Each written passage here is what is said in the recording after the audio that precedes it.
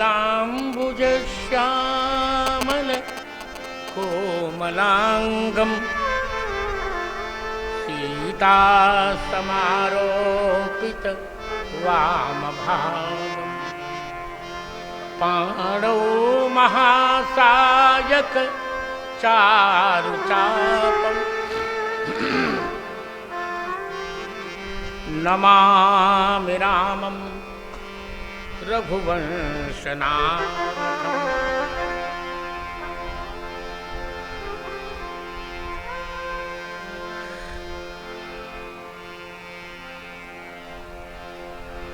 देह प्रभावित चंपक चारु शोभाम्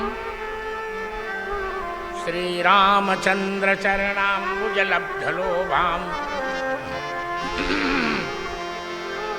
श्रीमैथिलीं जनकराज कनककिशोरीं तां जानकीमिह भजे गुरुदैवतं मे।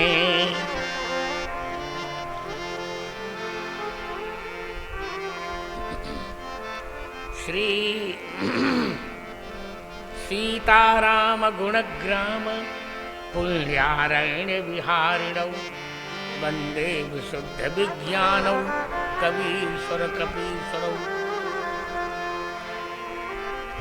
तुलसीं तुलसी पीठं सीतारामौ च लक्ष्मणं मंदाकिनीं चित्रकूटं कामदं मारुतमुस्तुते। श्री सीतानाथ समारंभां श्रीरामानंदार्य मध्यमाम् अस्मदाचार्य पर्यन्तां वंदे श्री गुरु परंपरां। श्री गुरु चरण सरोज रज निज मन मुकुर सुधारि बरनौ रघुबर विमल जस जो दायक फलचारि। सियावर रामचंद्र भगवान की जय हो। सीय मांडवी उर्मिला श्रुत कीरति भरवाम चारि लली चारि रतन तुलसी करत प्रणाम। जनकपुर जनक लली जी की जय हो।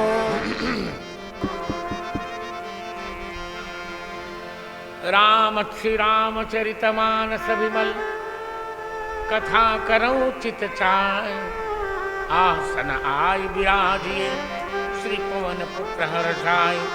कौन सुधर्मान जी महाराज की जय हो।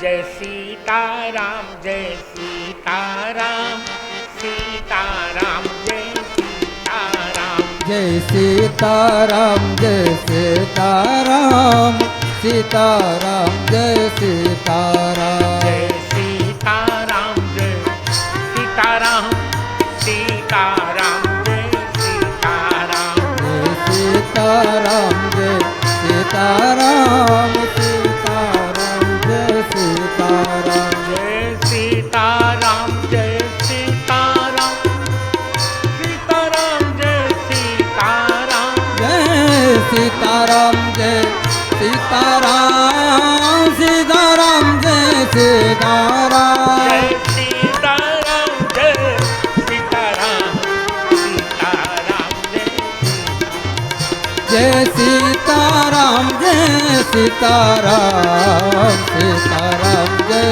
सीताराम। जय सीताराम जय सीताराम सीताराम जय सीताराम।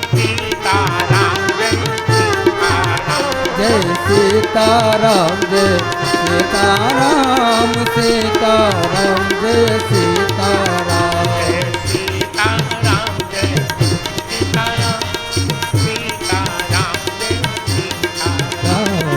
सीताराम जय सीताराम सीताराम जय सीताराम। तुलसी सीताराम कहू हृदय राख विश्वास सबहु बिगड़त ना सुने सीताराम तेरा।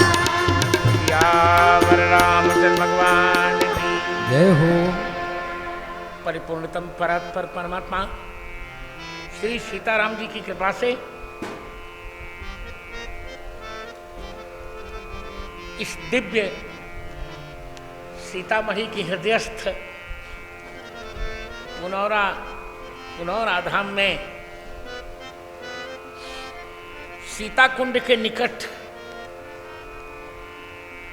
इस प्रेक्षागृह में, सीता प्रेक्षागृह में समायोजित अपनी 1272वीं श्री राम कथा के अष्टम सत्र में समवेत सभी बांधवियों बंधुओं का और शुभ चैनल से सुन रहे सभी संस्कार के सुधी श्रोताओं का मैं बहुत बहुत अभिनंदन करता हूं।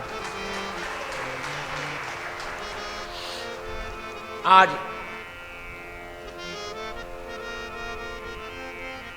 पौराणिक गणना के अनुसार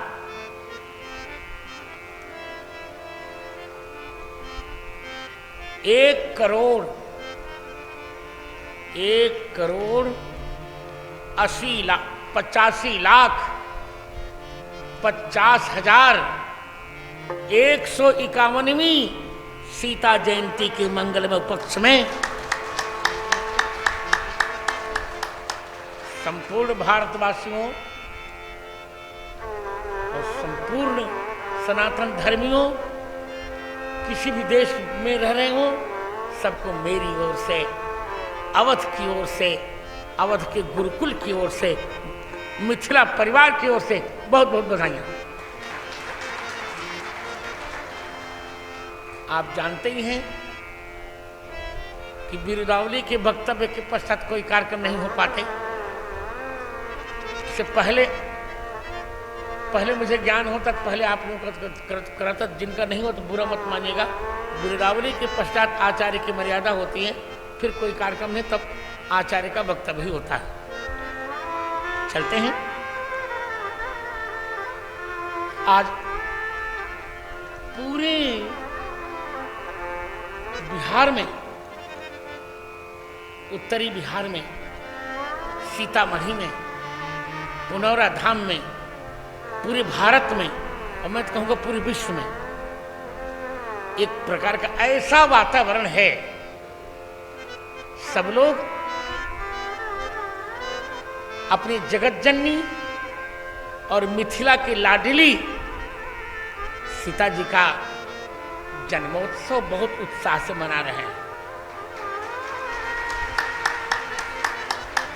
हमारे समधी प्रभात झा, देवेश ठाकुर, राम कुमार शर्मा, उमेश जी झा, सुफल झा और गाजियाबाद से पधारे हमारे समधी, बड़े प्यारे प्यारे समधी, स्वीट समधी विजय चंद्र झा, सब लोगों के प्रयास से आज हम इतना सुंदर उत्सव मनाने जा रहे हैं। सीता जी कहते हैं नैहर हमर मिथिला देश, ये सीता जी का वाक्य है, नैहर हमर मिथिला देश।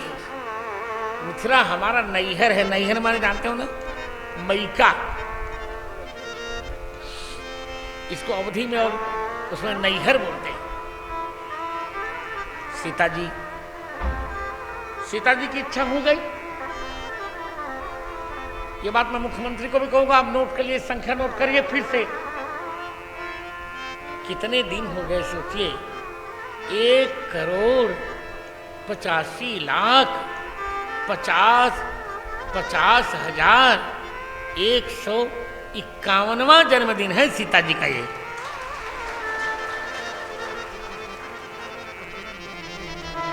कोई पूछे कहते ना जगत गुरु जी कह रहे थे, मैं निपट लूंगा, चिंता मत करना।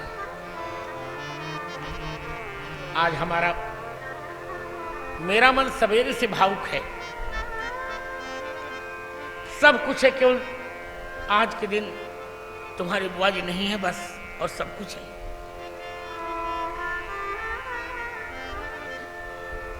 भगवान का आज आनंद। आज भगवती देखिए, जो मेरी चौपाई चल रही है वही चलेगी। चौपाई याद है ना? तृतीय सखी का संवाद चल रहा है। देखी राम छवि तो एक कहे, गाइए गाइए।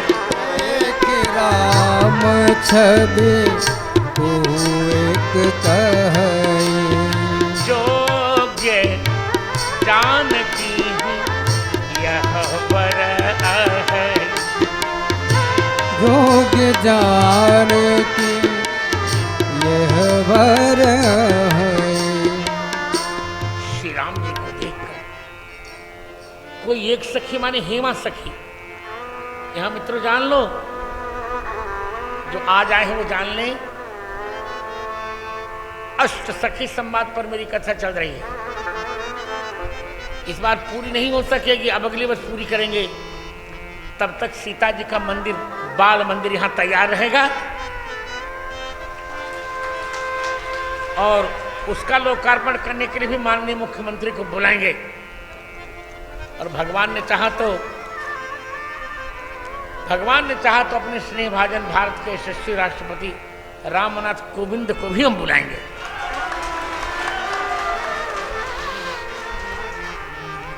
तो मित्रों, मैं क्या कह रहा था, 8 सखियां हैं सीता जी की, 8 सखियां हैं। और 8 सखियों का नाम आप जान ही रहे हैं। चारुशीला, लक्ष्मणा, हेमा, क्षेमा, वरारोहा, पद्मगंधा और क्या कहा, सुलोचना और सुभगा। इनमें से तीसरी सखी अपना मंतव्य करेंगे, जिनका क्या नाम है, हेमा। श्री राम की छवि देखी और सीता जी का परिकलन किया। तो देख राम छवि, राम जी की छवि देखी और वस्तुतस्तु छवि ये नया भाव, छवि सीता जी का नाम है।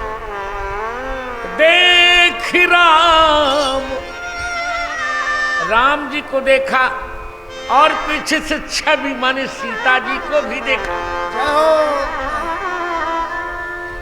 दोनों को देखकर कोई एक कही, क्या बोली, अरे सखी योग जोग्य जानकी यह वर, यह वर जानकी जी की योग्य है। कैसे? सखी ने कहा, जानकी जी का कुल सूर्य प्रधान है, सूर्य कुल है।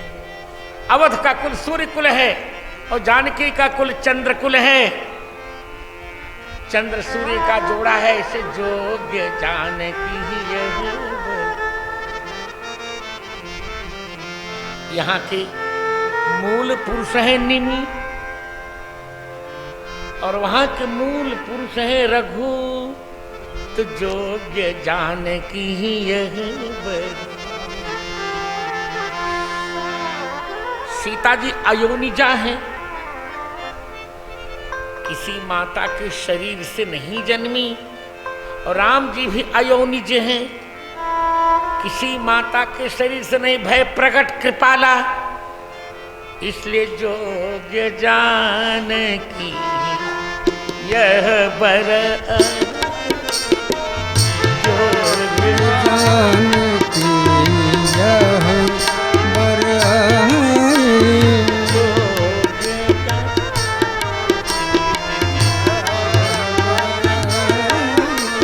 सीता जी आदि शक्ति है, आदि शक्ति जही जग उपजाया, आदि शक्ति हैं। रामचंद्र जी आदि देव हैं, अग जगमय, अग जगमय सब मोर उपाया। इसलिए जोग्य जानकी यह वर, सीता जी के अंश से अनेक लक्ष्मी, अनेक सरस्वती, अनेक पार्वती उत्पन्न होती हैं। जासुवंश उपजहि गुण खानी। आगे चौपाई बोलिए। अगणित उमा रमा ब्रह्मा। मैथिल लोग शाक्त बहुत होते हैं। कहते गुरु जी हम साकट छे।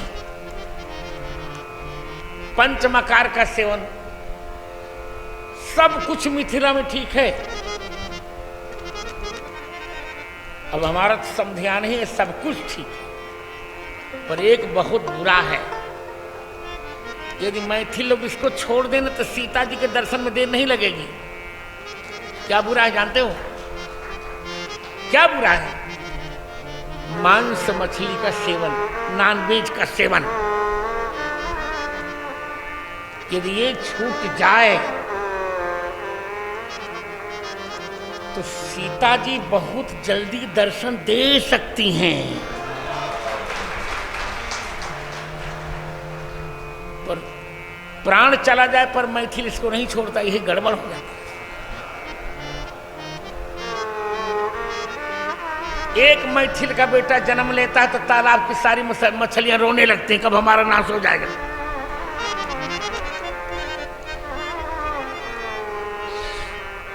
और हमारे यहाँ तो सरयू पारीणों में, क्योंकि हम लोग सरयू पारीण हैं,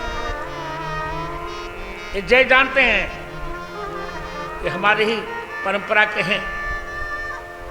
जन्म भी हमारे जन्मभूमि के पास से इनका हुआ है।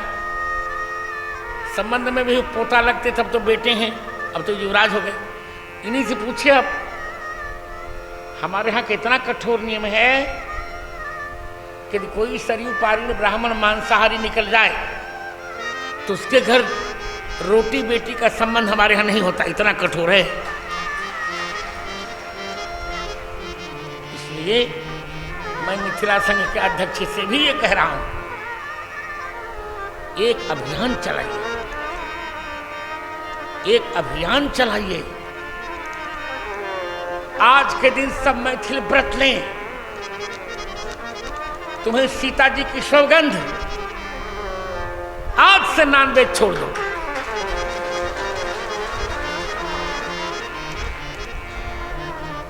ये जनेऊ में जो परंपरा कहीं शास्त्रीय परंपरा नहीं है, शास्त्रीय परंपरा नहीं है। इसलिए यह बात प्रसंगांतर कही। जोग्य जाने की यह बर है सखी। दोनों कुलीन क्षत्रिय हैं। जनक जी भी कुलीन क्षत्रिय हैं और दशरथ जी भी कुलीन क्षत्रिय।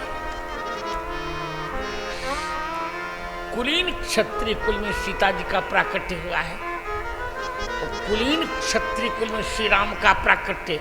अतः जोग जाने की यह बर है,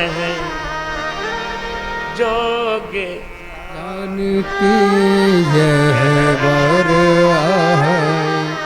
सीता जी का प्राकट्य पृथ्वी से हो रहा है और राम जी का प्राकट्य आकाश से हो रहा है।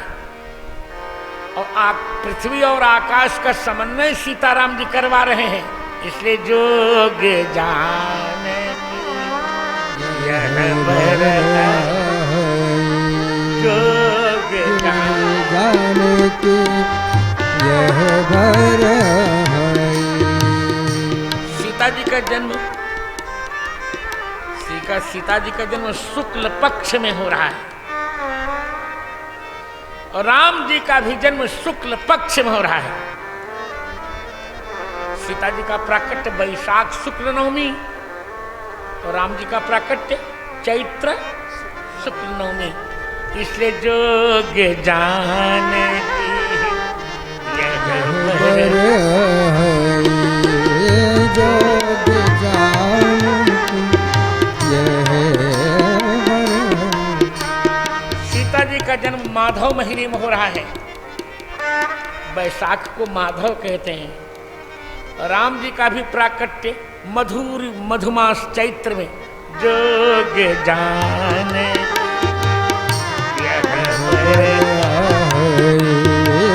जोग जाने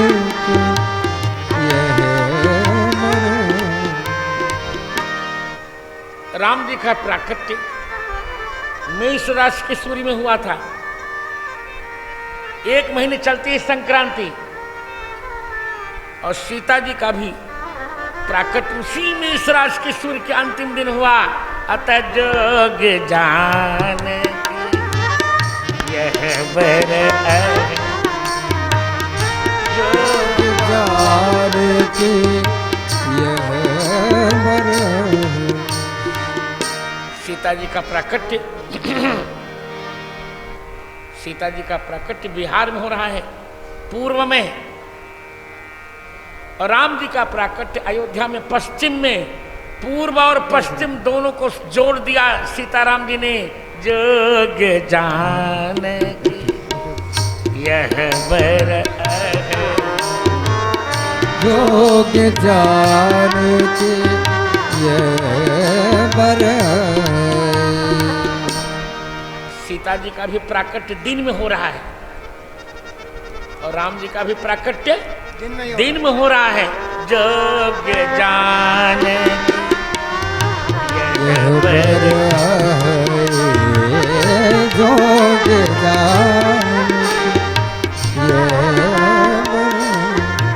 सीता जी का प्राकट्य दोपहर को हो रहा है, अभिजीत मुहूर्त में दोपहर को, और राम जी का भी प्राकट्य अभिजीत मुहूर्त में दोपहर को। जोग जाने की यह बर जोग जाने की यह बर। अद्भुत आनंद दोनों का समन्वय हो रहा है। एक भक्ति है, दूसरे ज्ञान है,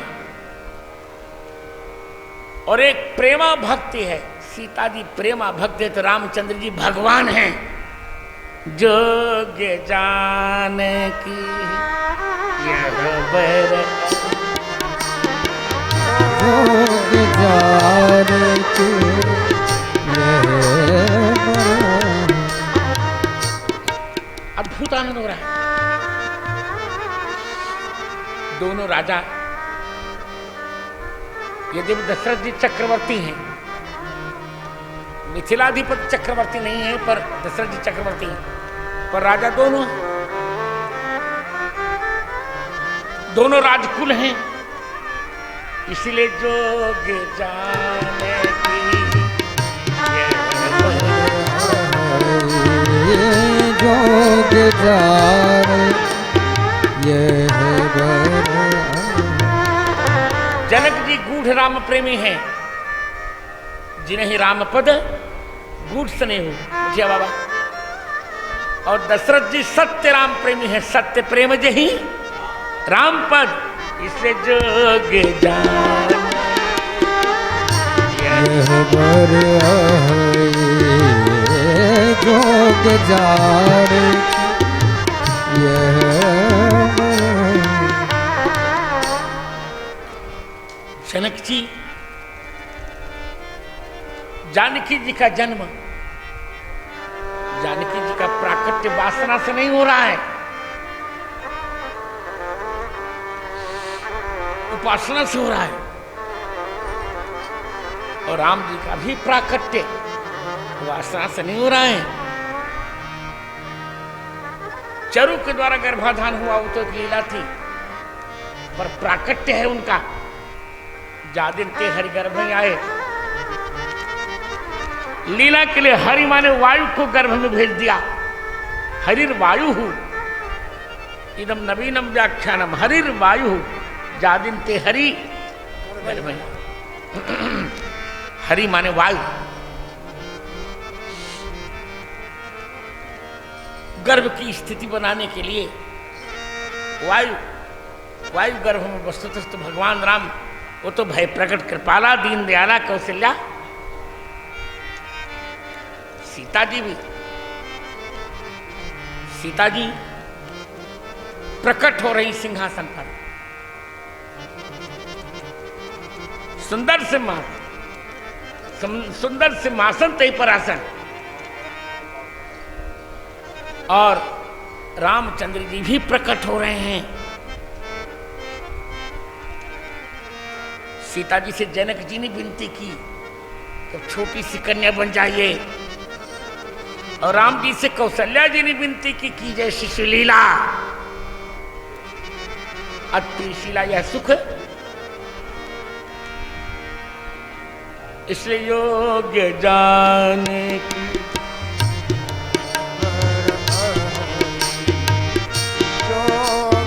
जाने के यह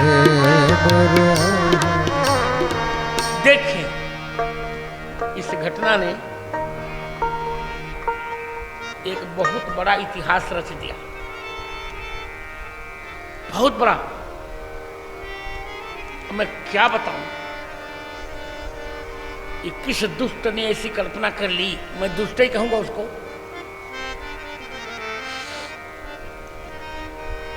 कि पानी नहीं बरसा, दुष्काल पड़ गया,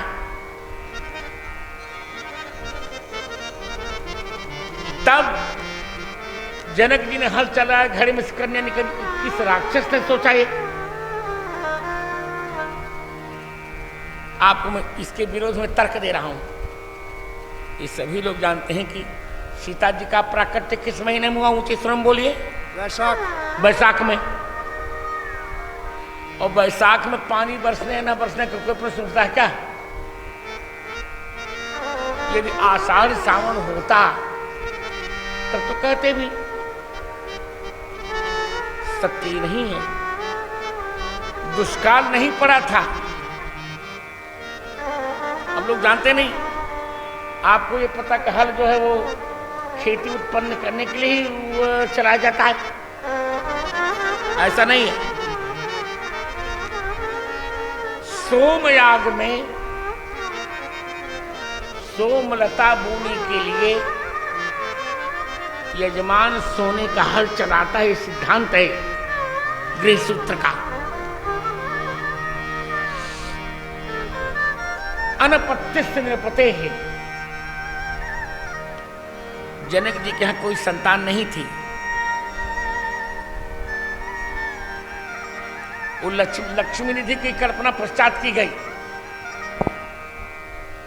और जो लोग सीता जी से बड़ा लक्ष्मी निधि को मानते वो जाने, हम तो वाल्मीकि में तो नहीं है।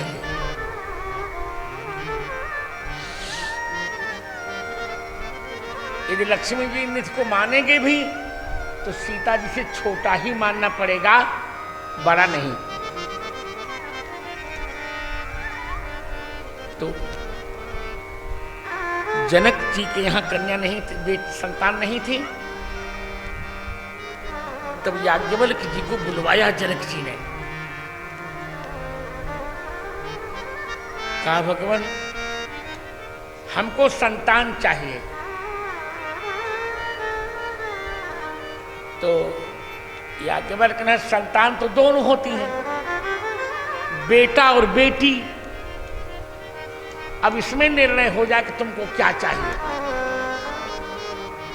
तो जनक जी ने आज के समाज को तमाचा लगाया। जनक जी ने कहा मुझे बेटा नहीं चाहिए, मुझे बेटी चाहिए।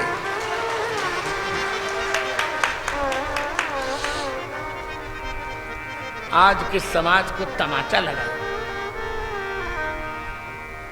कि बेटे के लिए न जाने कितने कितने कुकर्म कर डालते हैं। एक व्यक्ति को मैंने देखा, बेटा पाने के लिए उसने 10 बेटियां पैदा कर ली, पर बेटा नहीं आया।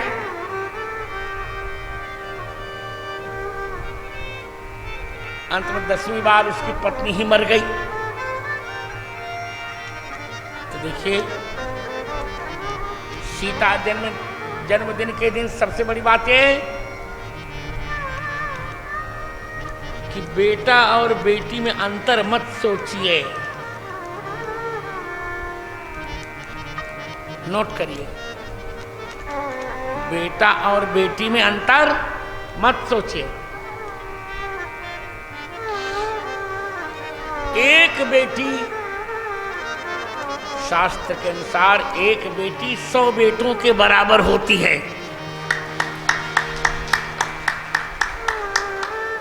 शतपुत्र समा कन्या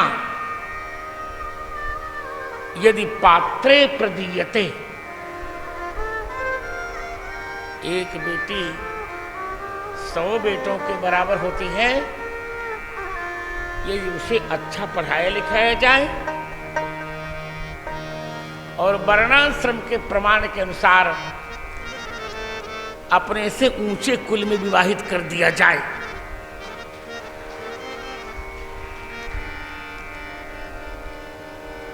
यहाँ के लोग एक विनोद करते हैं और बहुत विनोद करते हैं। यहाँ एक हमारे समधी हैं कामेश्वर बाबू, बहुत मीठा विनोद करते हैं।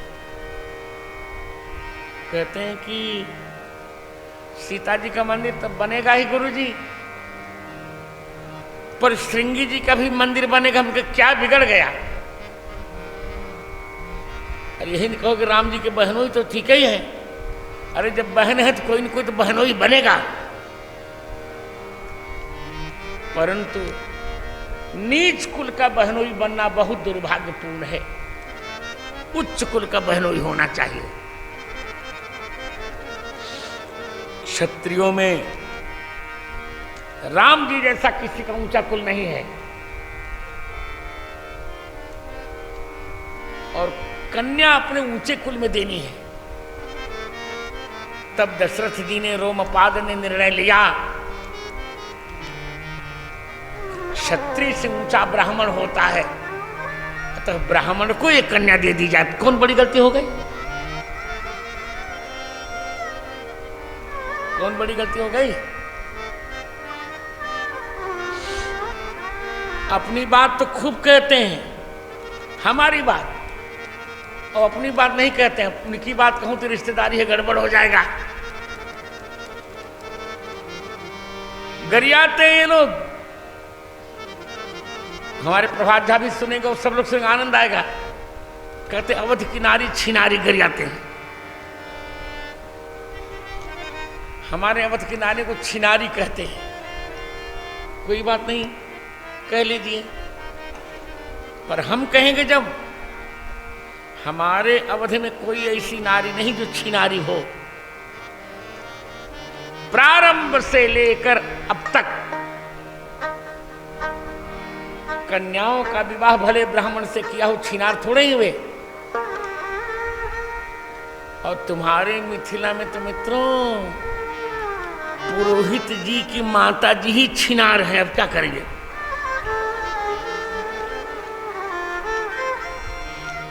अब कहिए कैसे? मिथिला के पुरोहित का नाम जानते हैं आप लोग? नहीं जानते हैं?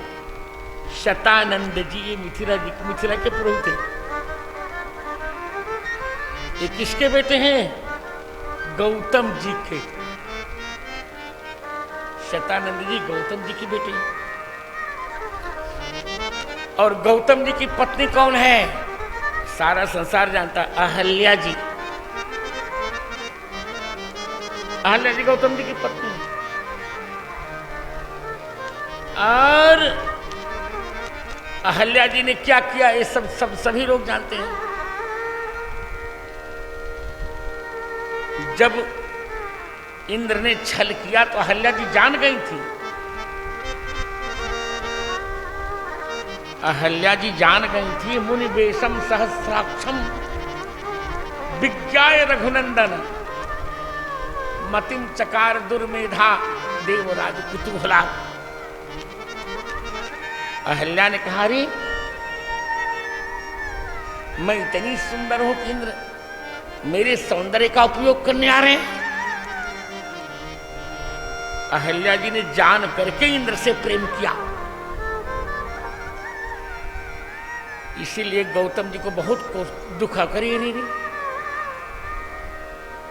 गौतम जी को लगा कि देखिए, जो शतानंद जैसे महापुरुष की मां है, और सत्य ये है कि अहल्या, अंजना भी अहल्या जी की बेटी है, हनुमान जी की माता जी,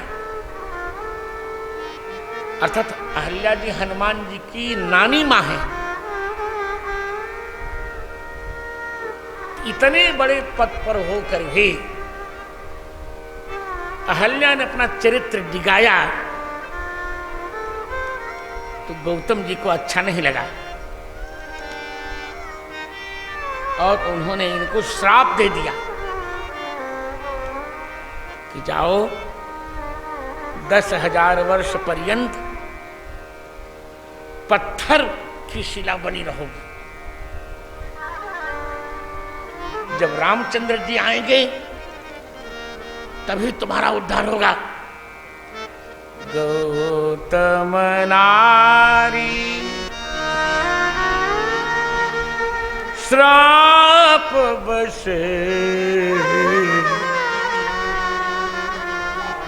उपल देह धरी धी चरण कमल रज चाहती कृपा करहु रघुवीर। धन्य कर दिया। पर शत पद पावन शोक न सावन प्रगट भय तप पुंज सही देख रघुनायक जगत नायक सन्मुख होए कर जोर रहे अति प्रेम अधीरा पुलक शरीरा अति प्रेम अधीरा पुलक शरीरा मुख नहीं आवे वचन कहीं अतिशय बड़ भागी चरण लागी जुगल नयन जलधार बही परिषद पद पार। धन्य किया भगवान ने। और मुझे तो लगता है यदि सीता जी का संबंध न जुड़ा होता तो कदाचित भगवान अहल्या जी का उद्धार न करते। सीता जी के कारण कर दिया। इसलिए मित्रों, गरियाने में कोई आपत्ति नहीं है, गरियाओ, पर सत्य यह है कि अवध की कोई भी नारी छिनारी नहीं है। सब पतिव्रताएं हैं। एक नारी व्रत रत सब झारी। एक नारी व्रत रत सब झारी। तिय मन बच क्रम पति हित का।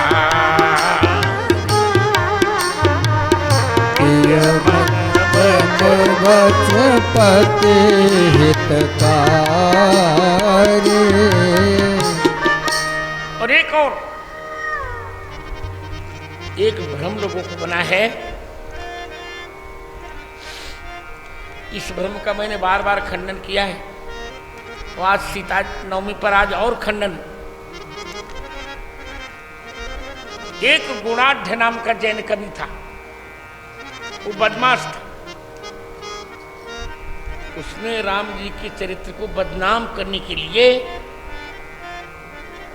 सीता वनवास की कथा जोड़ दी। कि राम जी ने धोबी कहने सीता जी का वनवास किया। ये कथा रामायण जी में नहीं है। मैं आपको पूरी विश्वस्ति से कह रहा हूं, कालिदास कविता के प्रवाह में झूठ बोल सकते हैं, बोले। भवभूत जो कुछ करना हो करें, पर मैं ये नहीं कह रहा हूं कि मैं उनसे बड़ा हूं, पर ये कह रहा हूं मैं आचार्य हूं। आचार्य झूठ नहीं बोलता। मैं रामानंदाचार्य के सिंहासन की शपथ लेकर कह रहा हूं कि हमारी सीता जी का द्वितीय वनवास नहीं हुआ था। ये झूठ छोड़ा गया। लव कुश राजमहल में ही उत्पन्न हुए थे।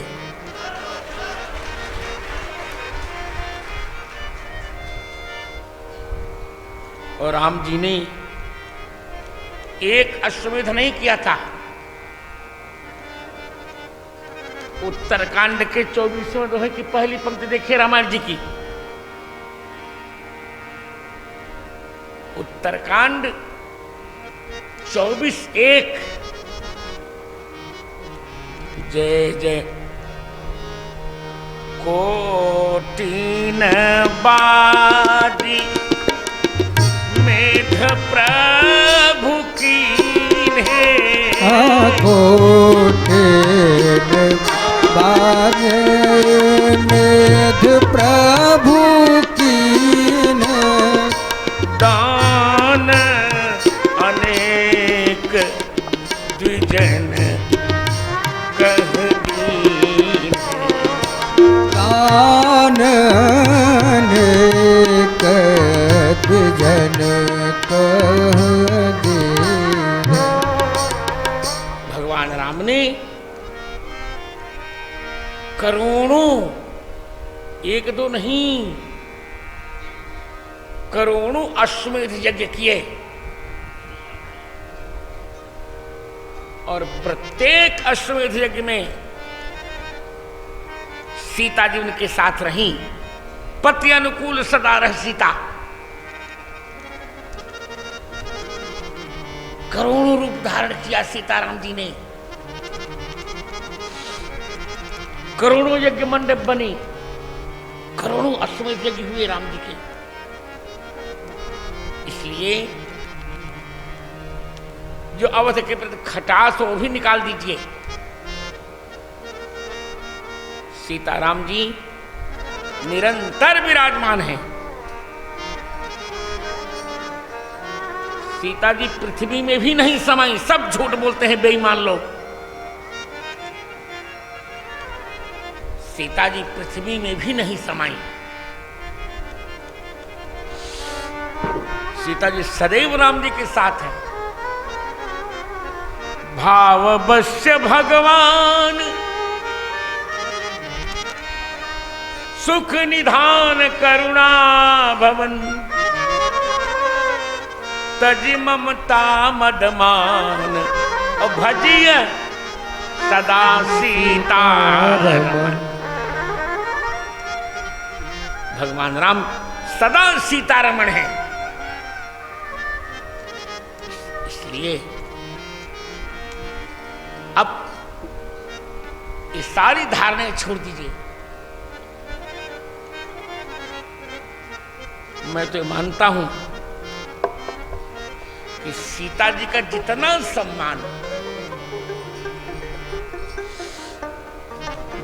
सम्मान अवध में हुआ, उतना सम्मान किसी नारी का आज तक हुआ ही नहीं।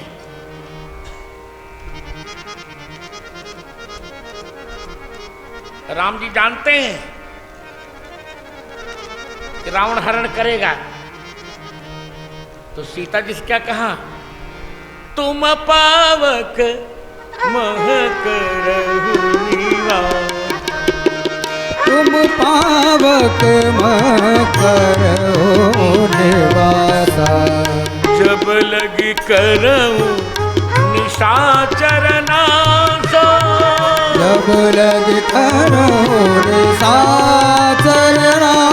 तुम पावक मह करो निवास, तुम पावक मह करो निवास। भगवान राम सीता जी कह रहे हैं आप जब तक मैं राक्षसों का नाश करूं तब तक आप अग्नि में निवास कर लीजिए। आइए थोड़ी चर्चा कर रहा हूं। सीता जी को अग्नि में निवास करने के लिए कह दिया। क्यों कह दिया? दो बातें हैं। दशरथ जी ने कहा था मई के ससुरे सकल सुख। जब तक वनवास है तब तक मन हो तो मायके में रह लीजिए अथवा ससुराल में रह लीजिए। तो भगवान राम ने कहा अग्नि आपके पहले ससुर हैं, क्योंकि मेरा जन्म अग्नि के चरु से हुआ है। इसे तुम पावक मह करो, ससुराल में रह लीजिए। स्वाहा अग्नि की पत्नी है, उनके साथ रह लीजिए। और दूसरा पक्ष, राजनीति शास्त्र कहता है जब राष्ट्र पर संकट हो और राजा युद्ध में जाए तो राजा को चाहिए कि अपनी पत्नी को पुरोहित के यहां छोड़ के जाए। किसके यहां? पुरोहित के। जैसे स्वप्नवासव दत्तम में जब उदयन पर संकट आया तब वासव दत्ता को जौगंधरायण ले गए थे। वो ब्राह्मण थे। आज राष्ट्र संकट में था। भगवान राम राजा हैं, सीता जी उनकी रानी। अब उनको कहां छोड़ा जाए? तो अग्नि सबसे पहले पुरोहित है हमारे यहां।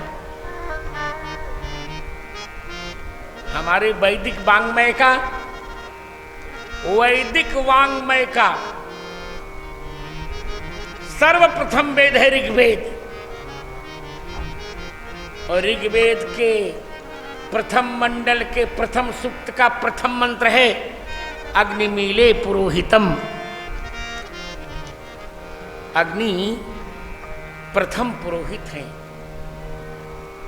इसीलिए सीता जी को रामचंद्र जी ने पुरोहित क्या रखा? तुम पावक मह करहु निवास। तुम पावक मह करहु निवास।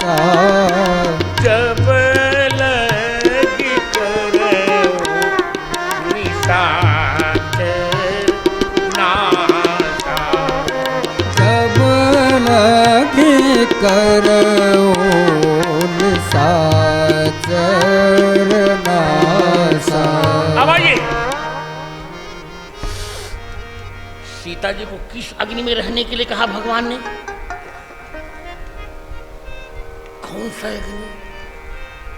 भगवान के पास बहुत अग्नि है। हो भगवान राम का नाम भी अग्नि है। चौपाई उठाई रामायण जी की।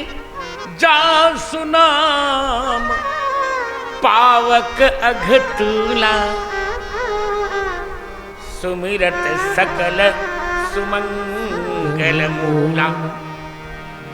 भगवान राम का नाम भी अग्नि है। तो राम जी ने कहा कि जब तक मैं राक्षसों का नाश करूं तब तक आप मेरे नाम रूप अग्नि में रह लीजिए। तुम पावक मह करहु। क्या बात है। और दूसरी बात, भगवान स्वयं अग्नि है। भगवान राम स्वयं अग्नि हैं।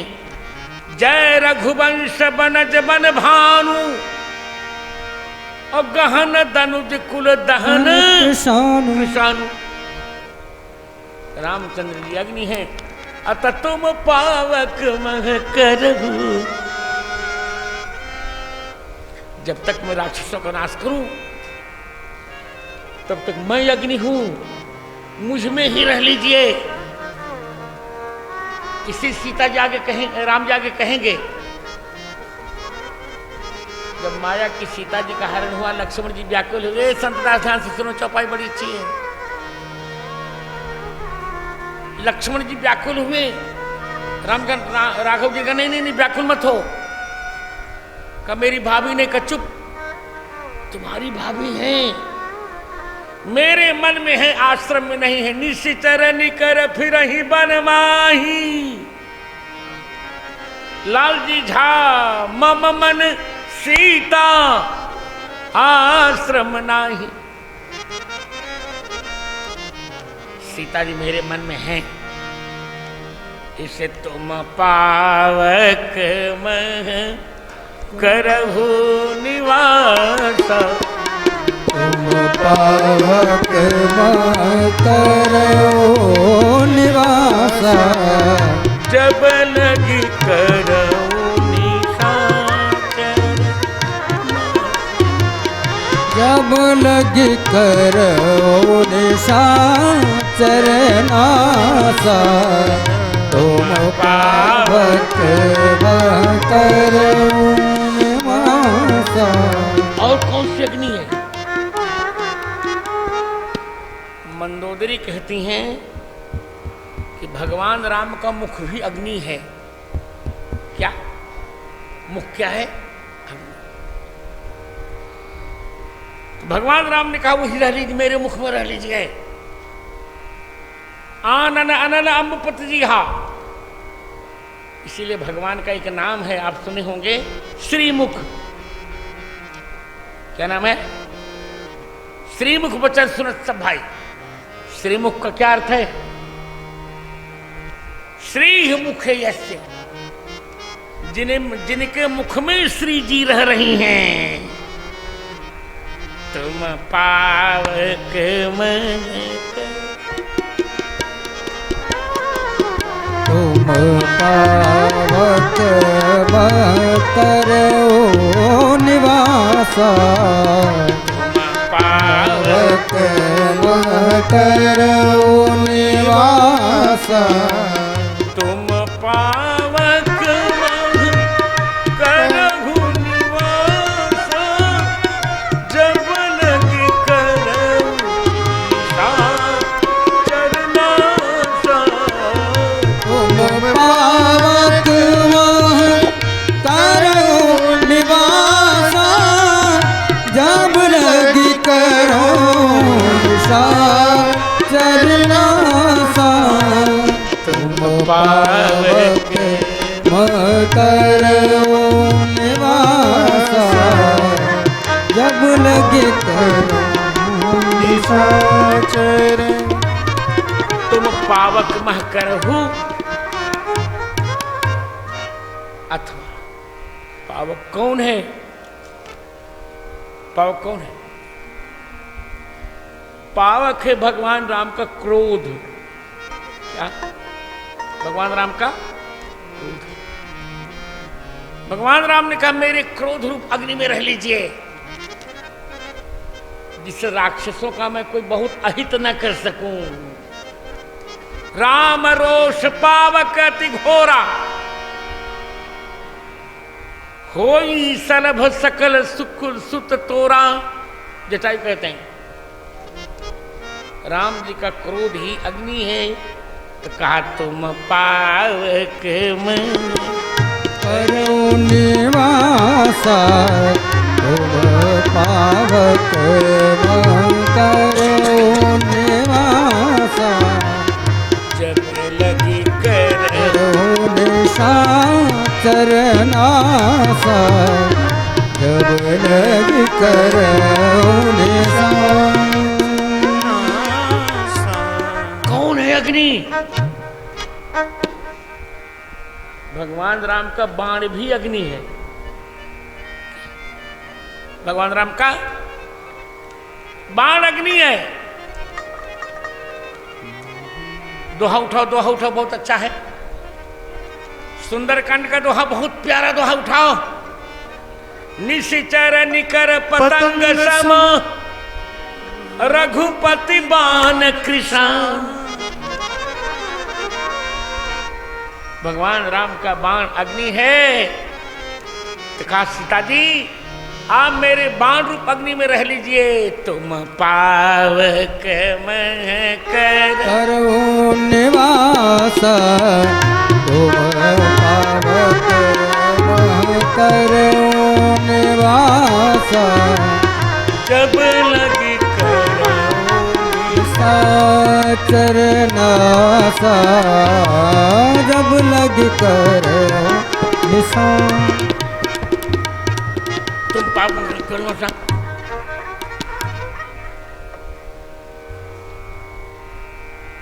रह लो। धीरे धीरे समय नजदीक होता जा रहा है। हमने देख ली घड़ी। तुम पावक मह करो निवास आ गए ना। और हमारे मुख्यमंत्री उपस्थित, बहुत अच्छा लग रहा है।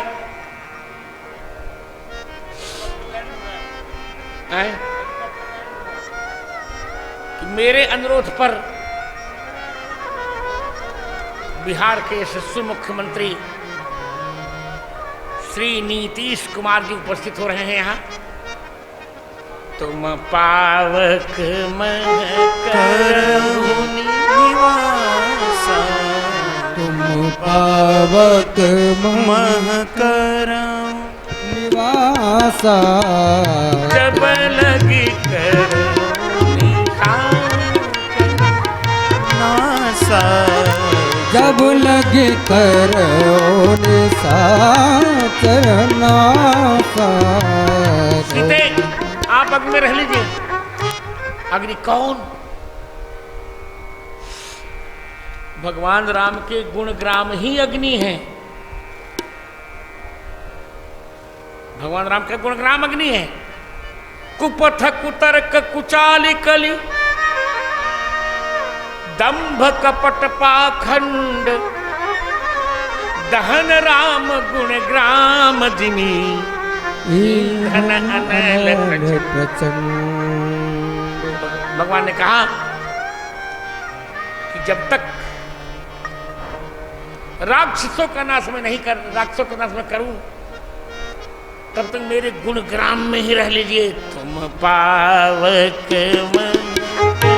करो निवासा, तुम पावक वह करो निवासा।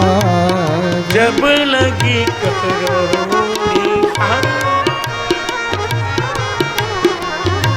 जब लगी करो निशाचर नासा, तुम पावक वह। देखिए भगवान का प्रभाव भी अग्नि है। हनुमान जी कहते हैं ता कह प्रभु कछु अगम नहीं, जा पर तुम अनुकूल, और प्रभु प्रताप प्रभाव बनवान नहीं, जार सके खल। भगवान का प्रभाव भी अग्नि है, इसलिए तुम पावक करो निवासा, तुम पावक वह करो निवासा। जब लगी करनासा,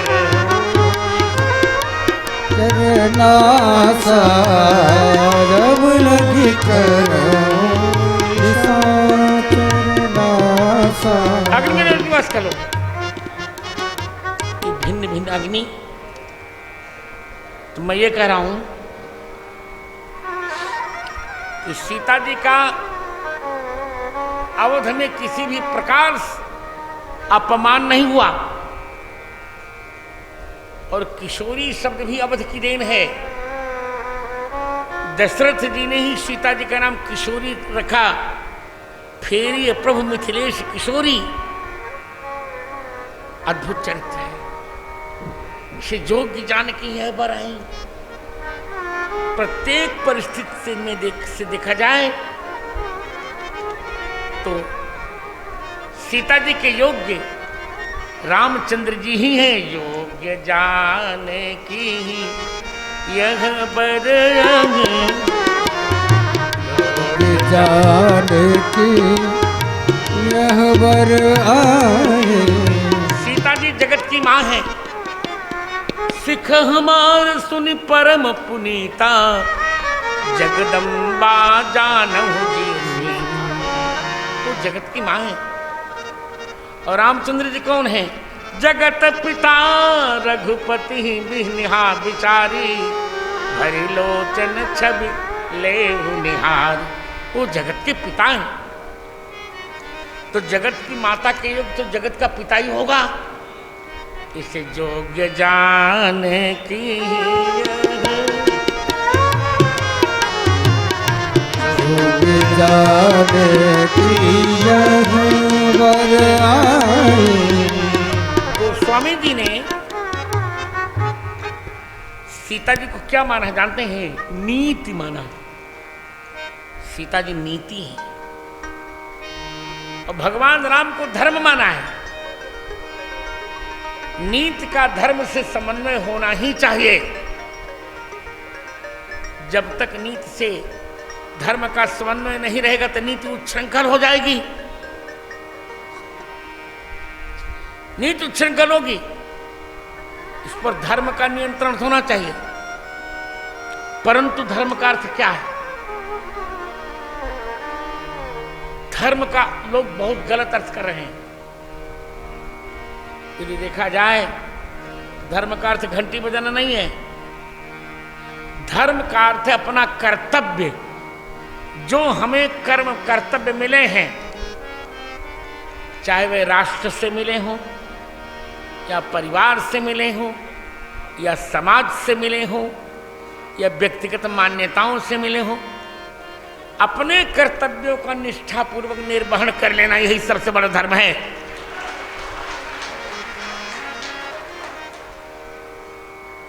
इसलिए धर्म को हिंदू धर्म या ईसाई धर्म या मुस्लिम ये सब मत समझो। धर्म माने कर्तव्य। जो करना चाहिए वही धर्म है और जो नहीं करना चाहिए वही अधर्म है।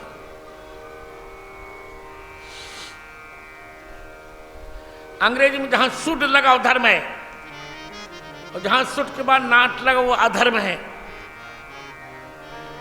इसलिए भगवान राम धर्म है। रामो विग्रहवान धर्म धर्म धुरीण भानु कुल भानु जय जय धर्म धुरीण भानुकुल भानु राजा राम स्ववश भगवान राम स्ववश भगवानो धर्म धुरी भानु कुल भानो धर्म धुरी राम जी धर्म है। सीता जी नीति है। तो नीति का धर्म से जो संबंध है वही संबंध है सीता जी का रामचंद्र जी से। और आप देखिए गीता जी को जब ठीक से देखें तो गीता जी का प्रथम श्लोक धर्म से प्रारंभ हो रहा है। धर्म क्षेत्रे कुरुक्षेत्रे समवेतायुत्सवः मामकाः पांडवाश्चैव किमकुर्वत संजय। धर्म से प्रारंभ हो रहा है और नीति पर विश्राम ले रहा है। यत्र योगेश्वर कृष्णो यत्र पार्थो धनुर्धरः तत्र श्री विजयो भूतिर ध्रुवा नीतिर मतिर मम।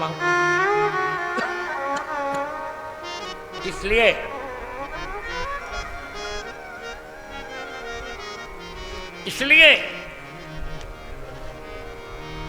नीति का धर्म से शाश्वत संबंध है। और मैं यह कहने को बहुत उत्सुक भी हूं और प्रसन्न भी कि धर्म का प्राकट्य अयोध्या में हुआ और नीति का प्राकट्य पुनौरा धाम में, सीतामढ़ी धाम में।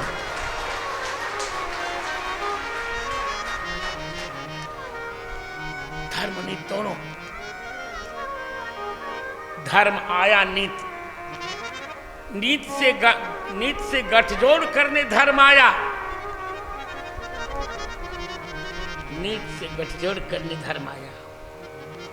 सीता जी से विवाह करने भगवान राम आए अयोध्या से।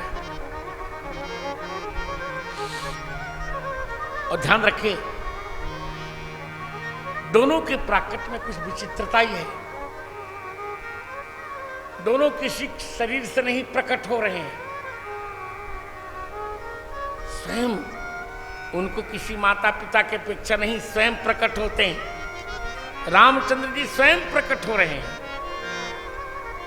जनक जी के यहां, दशरथ जी के यहां। रामचंद्र जी स्वयं प्रकट हो रहे दशरथ जी के यहां और सीता जी स्वयं प्रकट हो रहे जनक जी के यहां। और सबसे बड़ी बात, धर्म ऊपर से आ रहा है, आकाश से आ रहा है प्रकट होकर।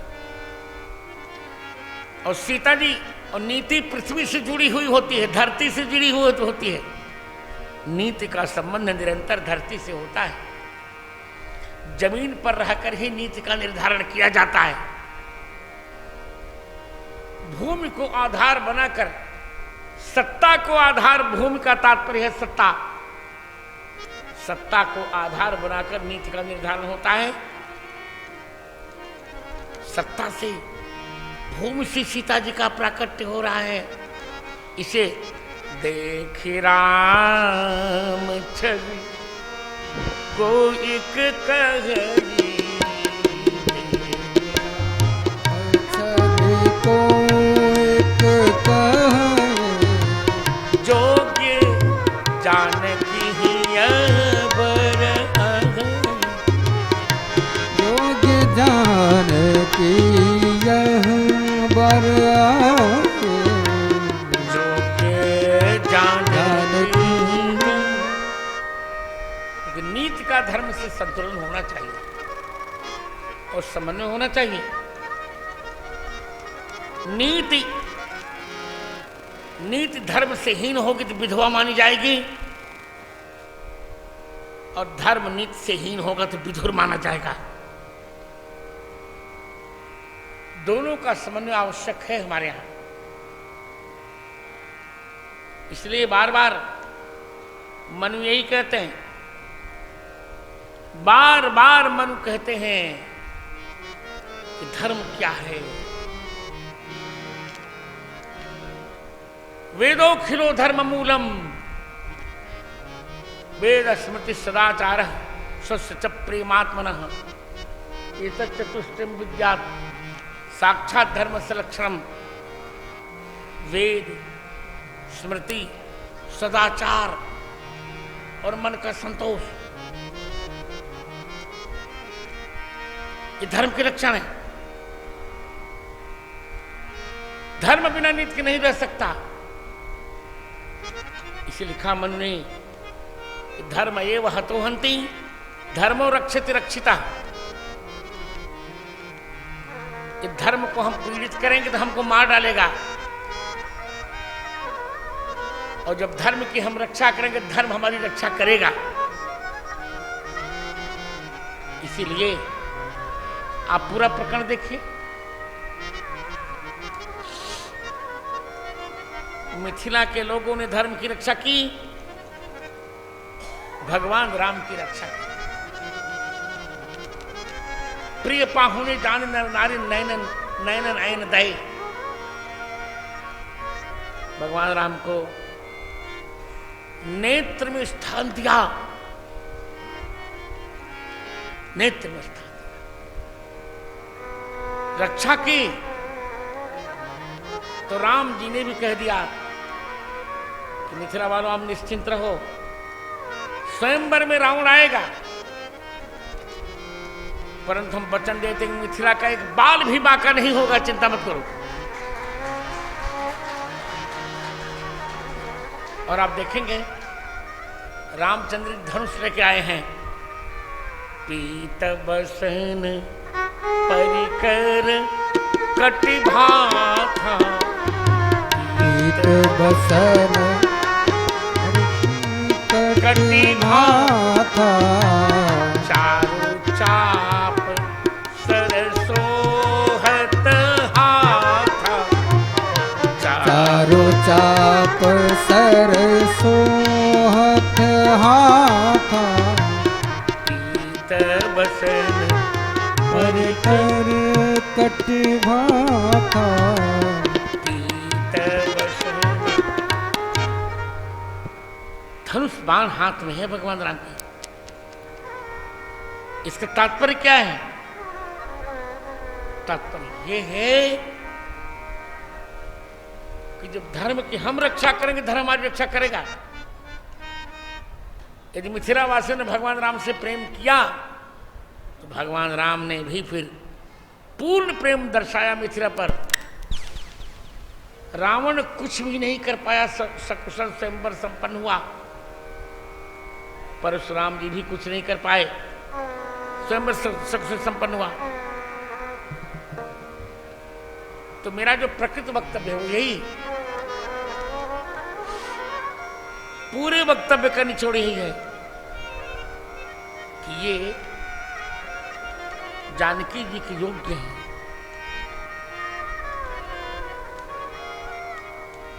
क्योंकि सीता जी नीति है और रामचंद्र जी धर्म है। दोनों का समन्वय आवश्यक है।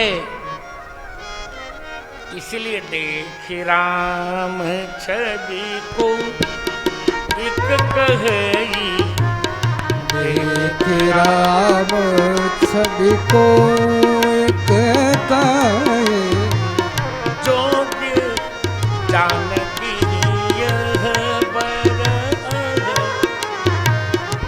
जोग्य जानकी यह वर आए, जोग्य जानकी।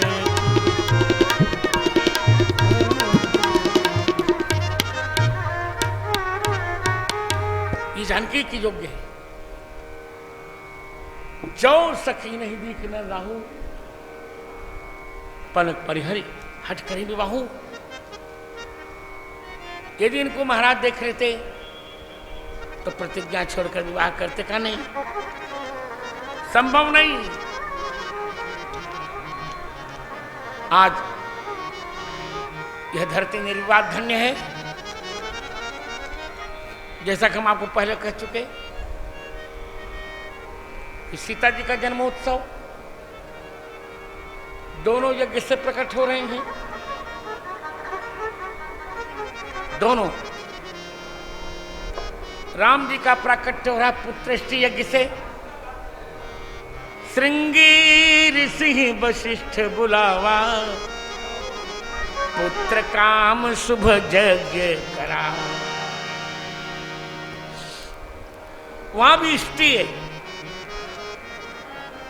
राम जी का प्राकट्य पुत्रेष्टि से हो रहा है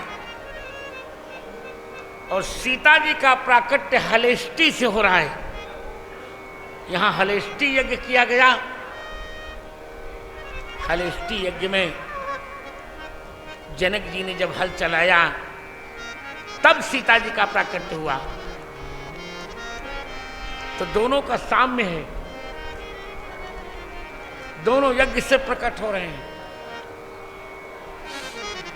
दोनों शुक्ल पक्ष में प्रकट हो रहे हैं, दोनों नवमी के दिन प्रकट हो रहे हैं। जनक जी के यहां संतान नहीं थी, तो याज्ञवल्क्य जी से जनक जी ने कहा था कि मुझे संतान चाहिए। ये नई बात है नीतीश जी। याज्ञवल्क्य जी ने कहा क्या चाहे, को बेटी की बेटा, उन्होंने कहा मुझे बेटी चाहिए, बेटा नहीं चाहिए। सोम यज्ञ में उन्होंने बेटी मांगा, और सारे शास्त्रों के प्रमाण से हमने ढूंढा, आज सीता जी की जन्मस्थली में आप आए हैं मित्र। ये कौन सा जन्मदिन है? पुराण के अनुसार 1,50,50,151वां जन्मदिन है सीता जी का। 1,85,50,151वां जन्मदिन है सीता जी का। और रामायण में भी पुण्यारण्य विहारिणौ लिखा। इसी पुनौरा को पहले पुण्यारण्य कहते थे, बिगड़कर पुनौरा हो गया। यहीं पर हलेश्वर महादेव का मंदिर है, जहां से जनक जी ने हलेष्टि हल चलाना प्रारंभ किया था। और जनक जी का के हल का फाल घड़े से नहीं टकराया था। लोग झूठ बोलते हैं, सीता जी घड़े से नहीं प्रकट हुई, सीता जी किसी खून से नहीं प्रकट हुई। अहम किलोत्थिता भित्वा वाल्मीकि रामायण कहती है कि सीता जी स्वयं सिंहासन पर बैठी थी, पृथ्वी को विदीर्ण करके प्रकट हुई सीता जी। ऐसी सीता जी की जन्मभूमि जब आए हैं। राम संप्रदाय के नहीं हैं। रा का अर्थ है राष्ट्र और मां का अर्थ है मंगल। सारे राष्ट्र का जिससे मंगल हो वो है राम। सीता कौन है मित्र? बस एक वाक्य और, सीता कौन है? सिनोतीति सीता। सारे राष्ट्र को जो एक सूत्र में बांध के रखती है उसे सीता कहते हैं। कश्मीर से कन्याकुमारी पर्यंत, गोमुख से गंगा सागर पर्यंत संपूर्ण राष्ट्र को जिसने एक सूत्र में बांधा उसी का नाम है सीता। ऐसी सीता की जन्मभूमि में अब मैं इस कथा को यहीं विश्राम दूं। सीता जी का 1,85,50,151वां जन्मदिन आपके लिए मंगल हो। एक छोटा सा गीत का अंतरा। बाजल पुनौरा बधाई गमाई, सीता प्रगट भेल आई। बाजल पुनौरा बधाई गमाई, सीता प्रगट भेल आई।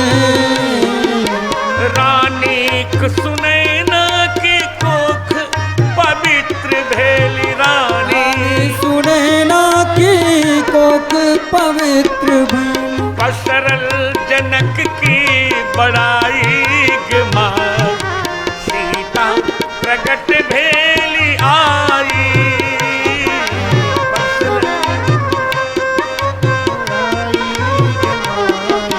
सीता प्रकट भेल आई। बैसाख शुक्ल पक्ष नौमी मंगल दिन, आज मंगल है भी, नौमी मंगल दिन। अभिजित मुहूर्त सुहाई गमाई, सीता प्रगट भेल आई। अभिजित मुहूर्त सुखदाई गमाई, सीता प्रकट भेल आई।